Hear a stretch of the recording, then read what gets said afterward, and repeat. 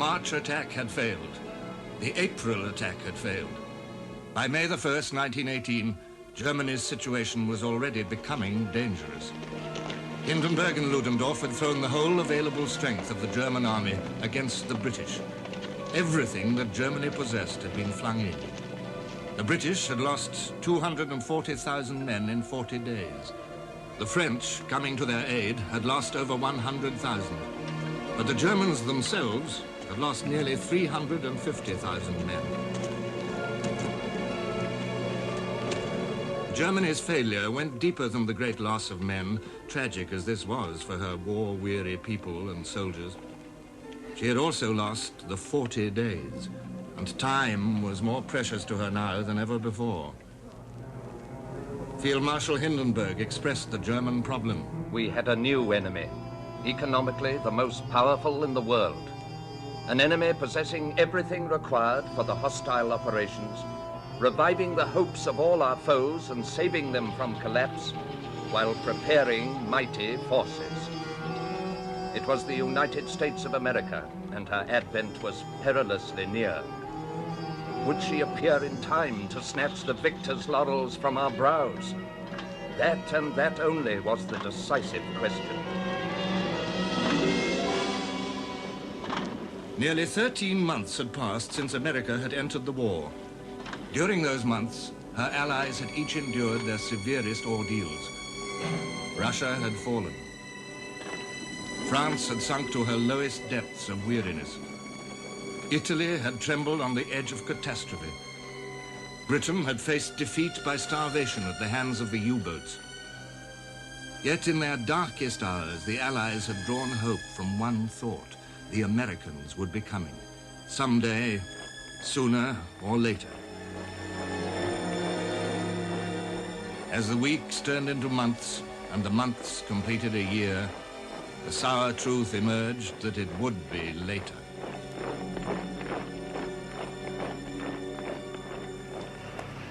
Despite her vast resources, America's unpreparedness for war exceeded that of any other country. The British Prime Minister, Lloyd George, commented, "The record of Britain's first 10 months of blundering in the matter of equipment robs us of the right to point the finger of scorn at America's effort. But it must be remembered that when America entered into the struggle, her industry was already largely organized for war by the immense Allied orders for war material of every kind."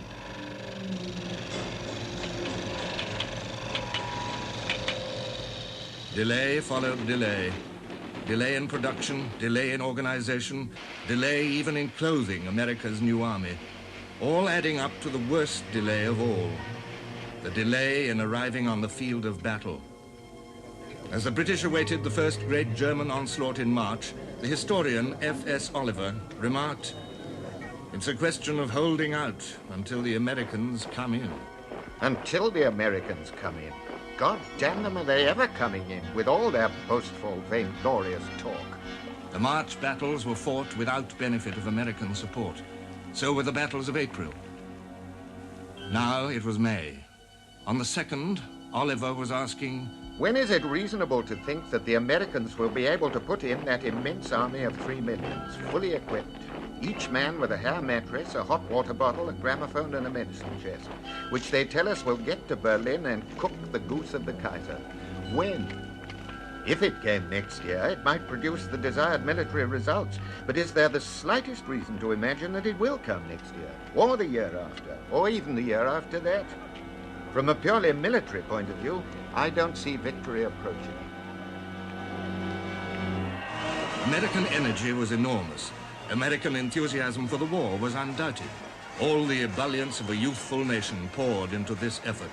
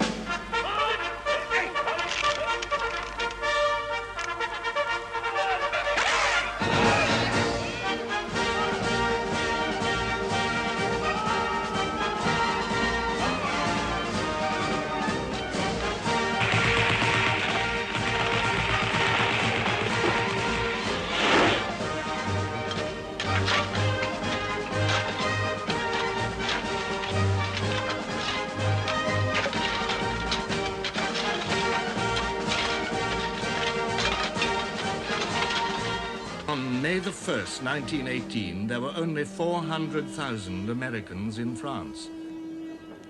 There was only one American division on an active front, only 4 divisions in the line altogether. Sickening for the Allies, the frustrations of the long wait were sickening for Americans too. American soldiers arriving in France were disgusted to find that they depended on their allies for even the simplest munitions of war. The British supplied helmets, clothing, transport, heavy artillery, tanks. The French supplied the vast numbers of field guns needed, aircraft, even machine guns. A shipment of machine guns finally arrived. And when we opened them, we almost had a revolution. We received Hotchkiss guns, Hotchkiss machine guns. That was the guns the French army used. Well, there was a big commotion. The officers got in touch with the headquarters, and headquarters with the supreme headquarters, and back and forth, but nothing happened. Next morning, the officer came in and said, "Men, I'm sorry, that's it. Those are your weapons, and that's what you'll have to use up front. You better learn how to operate them." Too sweet.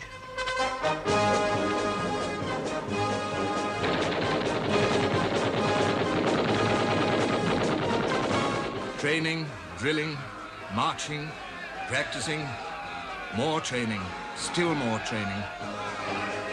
French instructors, British instructors, whatever else they were, the Americans were not idle.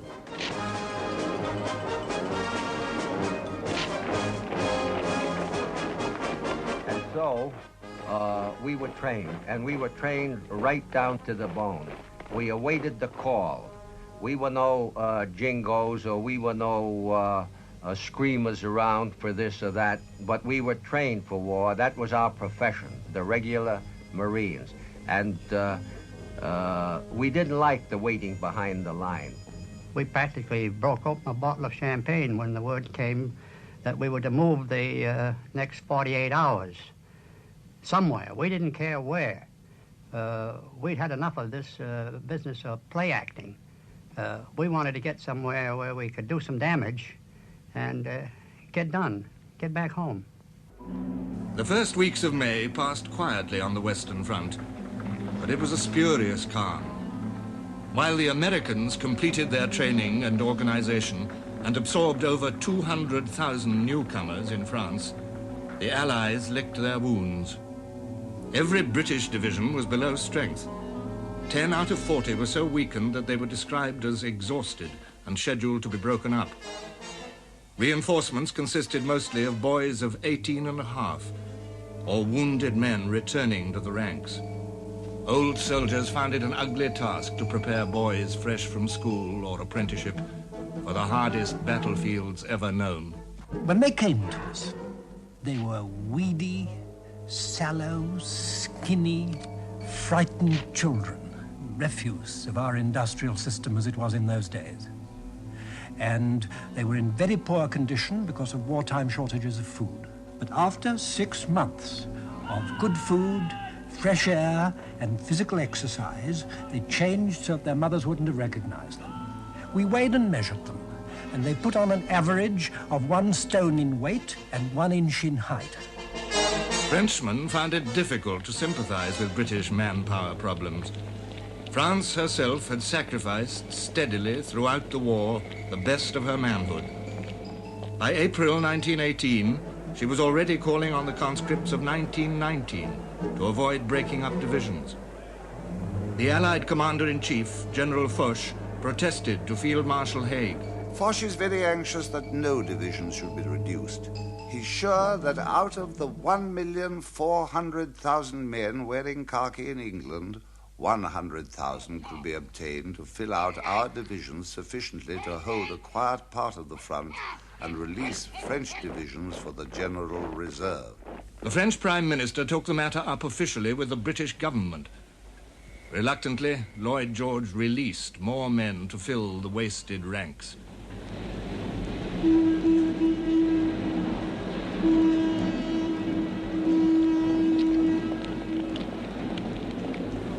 And Haig, falling in with Foch's plan, dispatched 5 of his weakest divisions to recuperate on a quiet French sector, the Chemin des Dames, along the River Aisne. To battered, battle-weary troops, whose only knowledge of France was based upon their experience of the Northern Front, the Champagne country, in the full glory of spring, was a revelation. Here, all was peace. The countryside basked contentedly in the blazing sunshine. Trim villages nestled in quiet hollows beside lazy streams, and tired eyes were refreshed by the sight of rolling hills clad with great woods, golden with laburnum blossom. Here, among the vineyards, where the French peasants were at work within 2 miles of the front line, the British soldiers rested. But their brief holiday was soon over, for it was precisely here, by one of the war's most bitter ironies, that the next German blow was being prepared. Ludendorff's plan was simple. He meant to continue as he had begun, by smashing the main British armies. But first it would be necessary to draw away the French reserves, which had gone to the British front. To do this, he would have to attack the French. The Germans transported their divisions and assembled their artillery opposite the Chemin des Dames in deep secrecy. The short weeks of calm passed by. General Foch asked himself, what was hidden behind this silence? We knew that the enemy had large numbers of troops at his disposal. Where would they suddenly appear? We searched the horizon, but the mystery remained unsolved. Not until a few hours before the German attack were the Allied soldiers warned. The first news reached us about 3:45 p.m. on May the 26th. The enemy will attack on a wide front at 0100 hours tomorrow, 27th inst. Then followed orders for taking up battle stations. For a second, we looked at each other in silence. In a flash, the whole world had changed. The landscape around us smiled no longer. The sun still blazed down, but it had lost its heat. For the first time in the war, I had the feeling that there was no one behind us, no help which could be relied upon in case of need.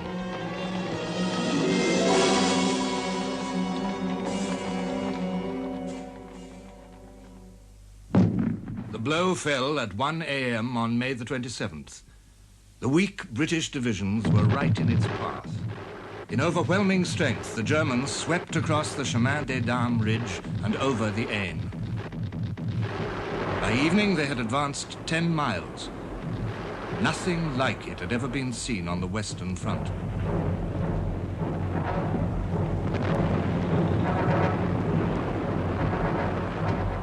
On the second day, May the 28th, they pressed forward another 5 miles.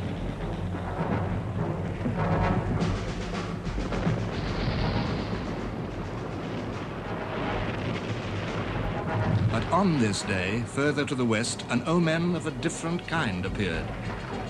The American 1st Division went into action at the little town of Cantigny.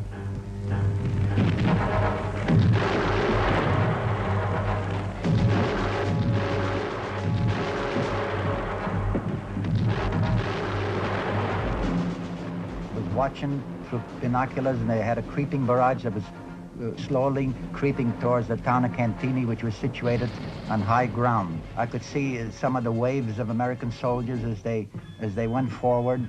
I saw many of them fall. I saw some of them get up and follow the barrage again.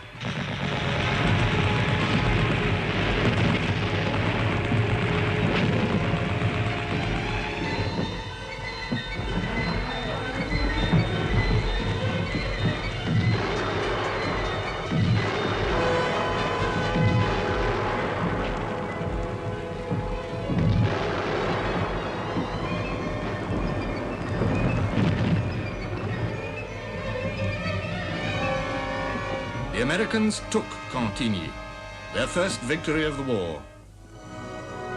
But more than this was needed to stop the great German advance on the Aisne. And something more was forthcoming. As the Germans swept towards the River Marne, reviving all the memories and fears of 1914, a wonderful spectacle was seen by the anxious French. Swarms of Americans began to appear on the roads. they passed in interminable columns. The spectacle of these magnificent youths from overseas, these beardless children of 20, radiating strength and health, produced a great effect.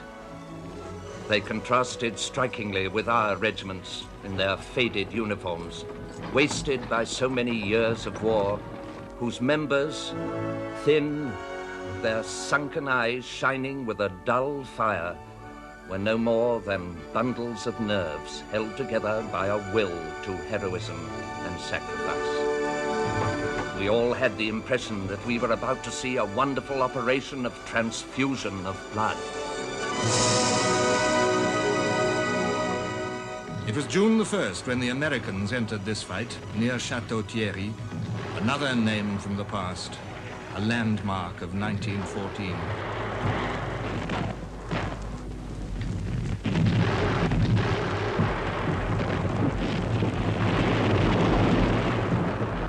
By June the 3rd, the Germans were halted.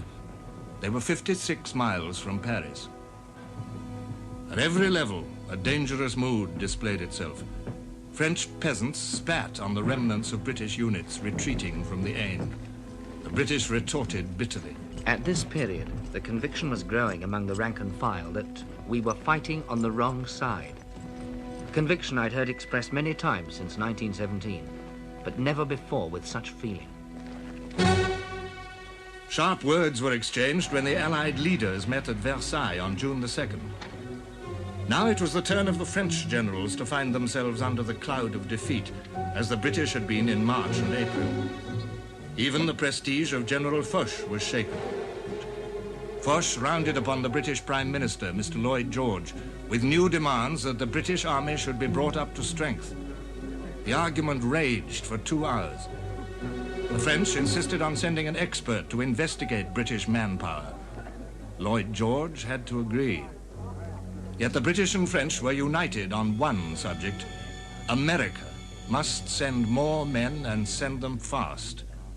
All eyes turned upon General John J. Pershing, the American commander-in-chief. Pershing had his own views of the part America must play in the war. He had made them quite clear from the moment of his taking command. I was decidedly against our becoming a recruiting agency for either the French or British. While fully realizing the difficulties, it was definitely understood that we should proceed to organize our own units from top to bottom and build a distinctive army of our own as rapidly as possible. In America, the camps and depots filled. There was a great gathering of men. But the difficulties of making a new United States Army had proved to be beyond anyone's imagining.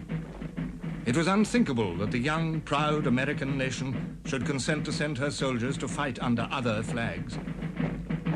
As the crises of 1918 developed, the Allies put every pressure on Pershing to change or moderate his plan. But Pershing was made of stubborn stuff. At a crucial meeting in May, General Foch had said, "Are you willing to risk our being driven back to the Loire?" Pershing retorted, "Yes, I'm willing to take the risk." Ludendorff's arguments on the field of battle proved to be more powerful than the pleas of the Allied leaders round a table. With the Germans across the Marne again, Pershing was forced to compromise. He cabled to Washington, "Consider military situation very grave. It should be most fully realized at home that the time has come for us to take up the brunt of the war, and that England and France are not going to be able to keep their armies at present strength very much longer."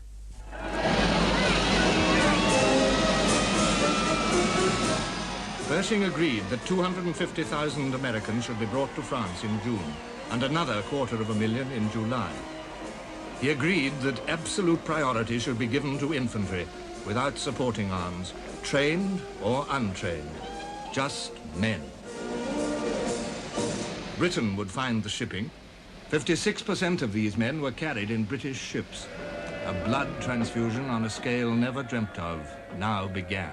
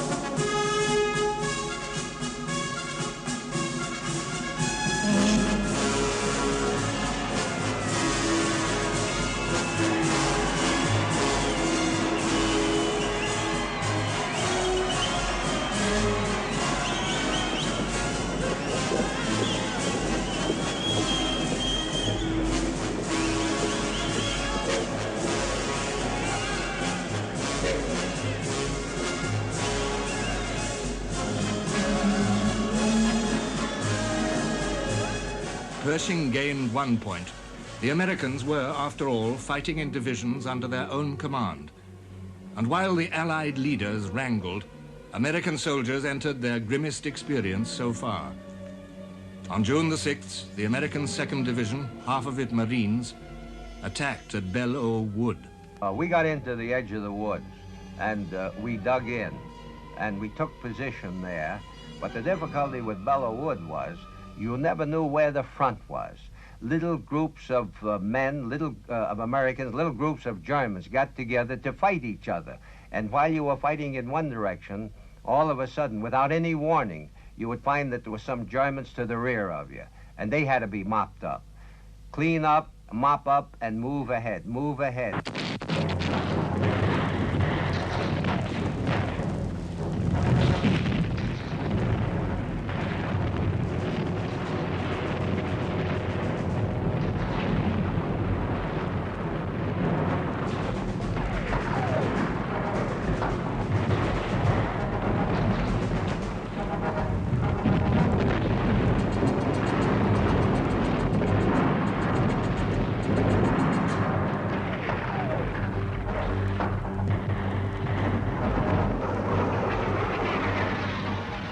In open order and in mass, the Americans lost heavily at Belleau Wood, but they were not to be denied.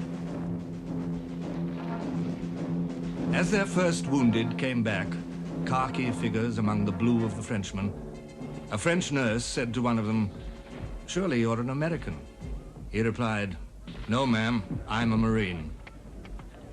There were 3 American divisions in battle now, and infinite promise behind them.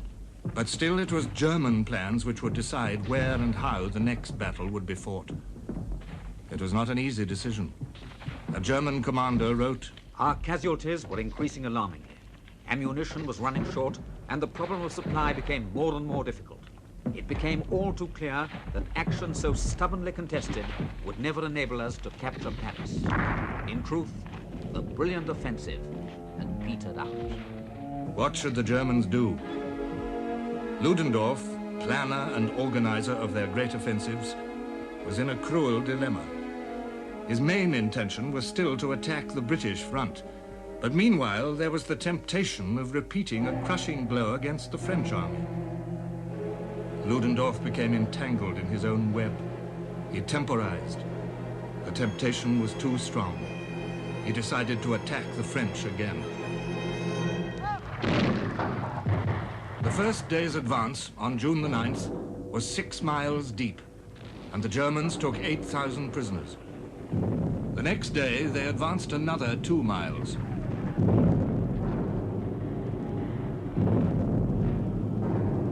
And then stopped. On June the 11th, the French struck back.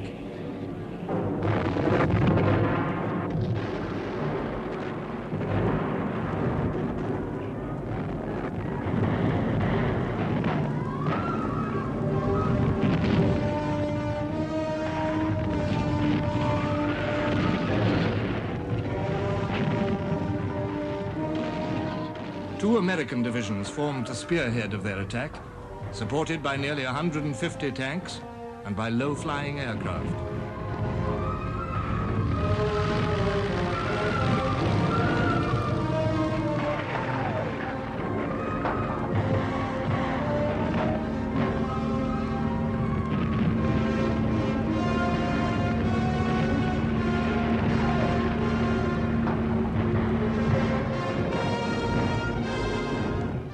Flags, no bright swords, no lines of battle charging with a yell. Combat groups of weary men in drab and dirty uniforms, dressed approximately on a line, spaced so that one shrapnel burst cannot include more than one group. Laden like mules with gas masks, bandoliers, grenades, trudging forward without haste and without excitement, they moved on an untidy wood where shells were breaking. A wood that did not answer back or show an enemy.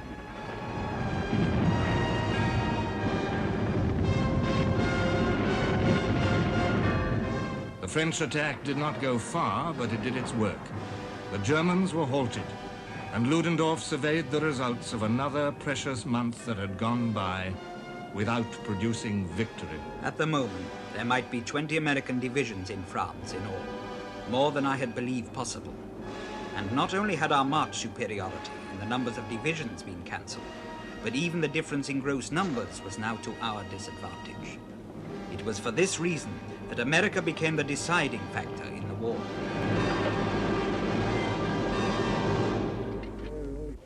Now, once again, there was a brief period of calm on the Western Front. Fighting died down into local actions. Everywhere, commanders and soldiers drew breath and took stock of their position. Like a ripple across the calm, or a breath of fresh wind, an idea stirred among the Allied leaders. General Foch recorded, "I did not lose sight of the offensive task for which the Allied armies must at once get ready, and which ought to be undertaken as soon as possible, since it was only by offensive action that they could bring the war to a victorious conclusion." On June the 28th, Foch met Haig, who wrote in his diary, "I told Foch of 2 small offensive projects which I contemplated carrying out, if the military situation allowed. I was pleased at my holding offensive intentions at the present time." The British Army had profited by its period of rest. Spirits had revived. The ranks were filling. "Our troops are really wonderful," Haig commented. One part of his army had never accepted defeat in any form or submitted to enemy initiative. On April the 25th, the 3rd anniversary of Anzac Day, the Australians had counterattacked at Villers-Bretonneux, Villers-Bret, marking the high water line of the German advance towards Amiens.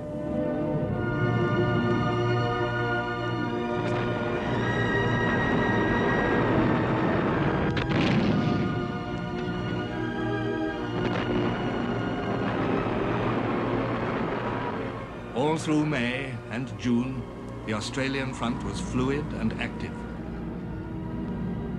It was the Australians whom Haig had designated for one of his offensive projects now, at Le Hamel, another example of what they themselves called peaceful penetration.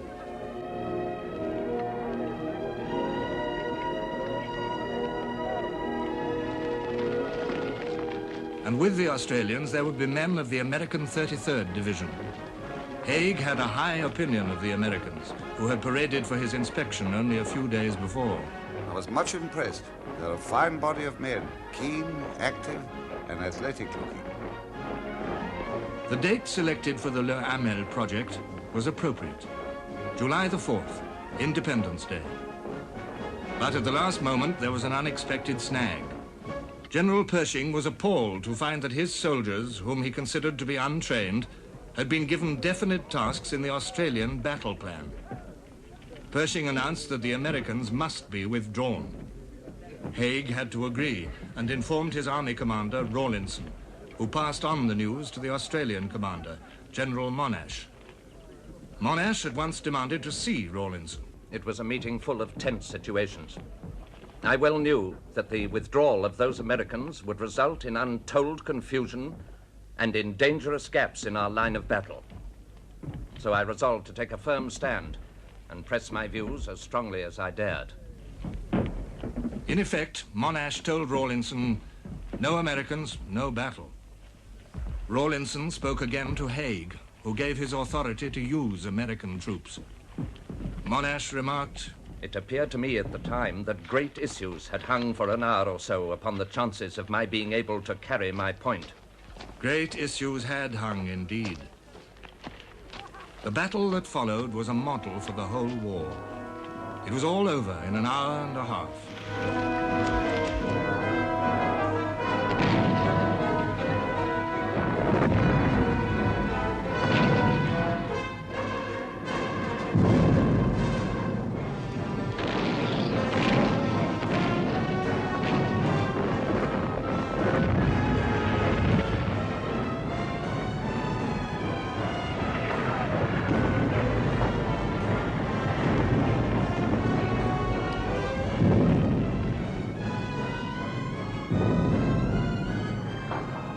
At the end of that time, at a cost of some 750 Australians, and 130 Americans, 1,500 Germans were captured, and all the ground attacked had been won. Monash commented, Le Hamel was the first offensive operation on any substantial scale that had been fought by any of the Allies since the previous autumn. Its effect was electric, and it stimulated many men to the realization that the enemy was, after all, not invulnerable. And now the war turned into a race. Both Foch and Ludendorff were pushing forward their preparations for attack.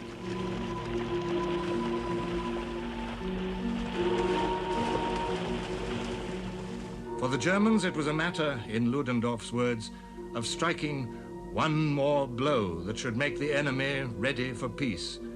There was no other way. General Headquarters again decided to attack the enemy at his weak point. Accordingly, an attack on both sides of Rheims was planned for the middle of July. Foch perceived that this was the decisive moment of the year and of the war. By the middle of July, it could be seen that the time was fast approaching when the opposing forces would be practically equal. If the enemy did not attack, the hour had come for us to take the offensive. If he did attack, to accompany our parry with a powerful counterstroke. Once again, it was the Germans who completed their preparations first. The German blow fell on July the 15th. A massive attack by 52 divisions, east and west of Rheims.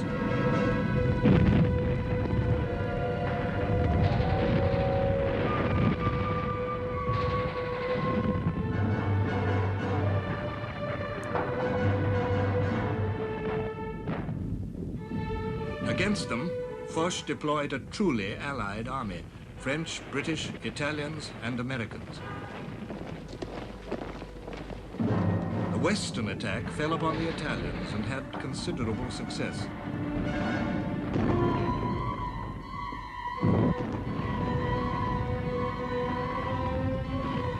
British divisions were rushed up to hold the line. Not far away, the Americans were again called on to make a stern defense.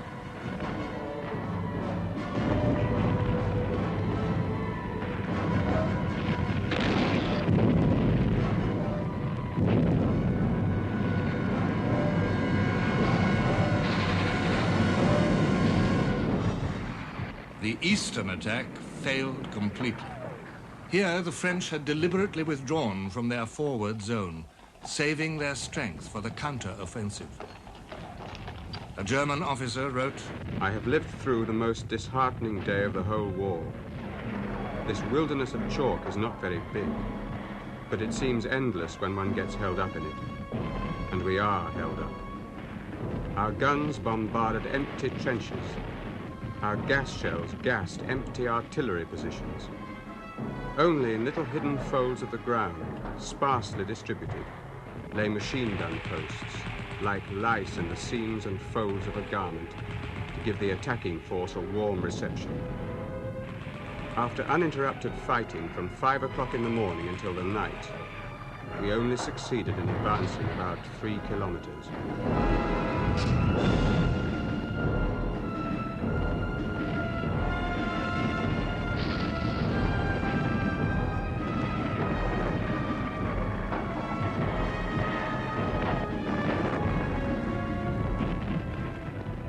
The next day, the Germans could only make very slight progress.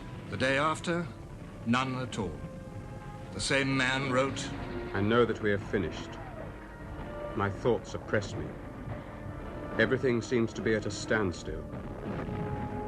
I do not believe that we shall ever get our hands free again. The American army is there, 1 million strong. That is too much.